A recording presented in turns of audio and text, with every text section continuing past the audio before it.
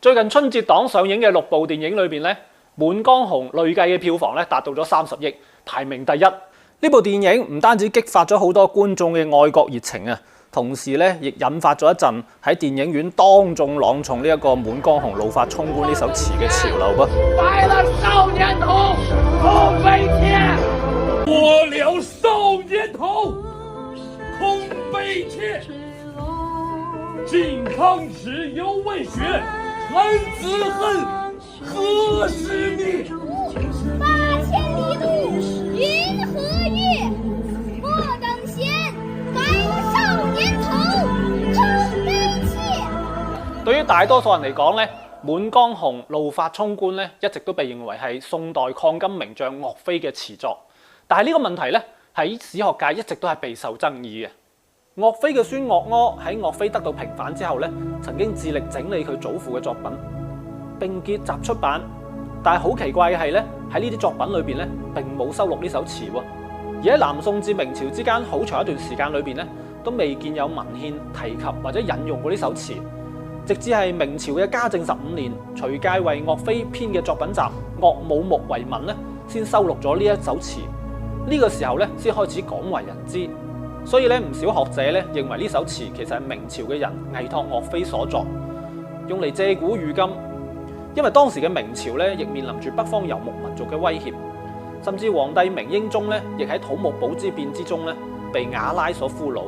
呢個咧就好似宋朝靖康之難嘅重演啦。無論如何，從文學性嚟講咧，《滿江紅怒髮衝冠》咧都係一首非常之優秀嘅詞作。佢用詞雄壯豪邁，筆力渾厚，結構嚴謹，一氣呵成。依家讀起嚟咧，仍然有凜凜嘅生氣。其中莫等閒白了少年頭，空悲切呢一句咧，更加係千古箴言啊！同時呢首詞亦係一個押入聲韻嘅優秀範例。不過如果好似視頻開頭嗰啲觀眾咁樣用普通話嚟朗誦咧，恐怕就好難充分領略到作者喺格律音韻上嘅苦心啦。入聲咧係古漢語中嘅發音聲調，但係由於宋朝之後咧，中國北方屢次受到金國啦、蒙古啦、滿清呢啲游牧民族嘅入侵，引發戰亂，所以北方嘅音韻咧、詞彙、語法就會有好大嘅改變啦。現代普通話咧係以北方嘅方言作為基礎嘅，自然咧同古漢語就會有咗好大嘅區別。其中一個就係入聲嘅消失。